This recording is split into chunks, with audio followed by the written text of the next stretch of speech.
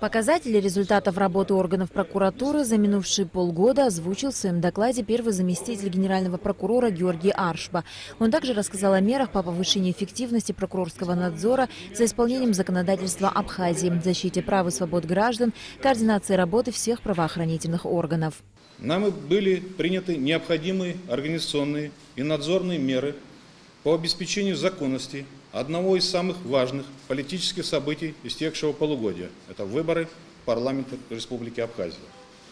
Основываясь на материалах надзорной и результатах правоприменительной практики органов государственной власти, проведена значительная работа по линии надзора за исполнением законодательства Республики Абхазия. В центре внимания прокуроров находились вопросы исполнения земельного, бюджетного, административного законодательства. По словам Аршба, в отчетном периоде было выявлено более 100 нарушений законодательства. Для их устранения было внесено 34 представления, после рассмотрения которых 14 человек привлечены к дисциплинарной ответственности, 52 человека к административной ответственности. В суды направлены 13 исковых заявлений. По 4 материалам прокурорских проверок возбуждены уголовные дела.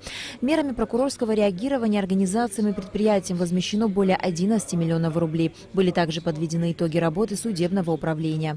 Было рассмотрено 210 уголовных дел, по которым были вынесены 193 обвинительных приговора.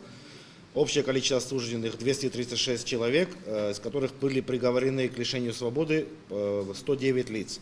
127 лиц были осуждены к наказаниям, не связанным с лишением свободы. 58 лиц к штрафу, к условной мере наказания 65 лиц. За примирением сторон, это по части 1 ДТП, были прекращены уголовные преследования в отношении 7 лиц. 10 человек были признаны психически больными, и в отношении них были направлены принудительные меры медицинского характера. По-прежнему требует постоянного надзора сфера земельных правоотношений. Учитывая выявленные грубейшие нарушения земельного законодательства в городе Пицунда, органы прокуратуры после проведенной проверки привлекли виновных к уголовной ответственности. На Алакове. Алексей Гухава, Абхазское телевидение.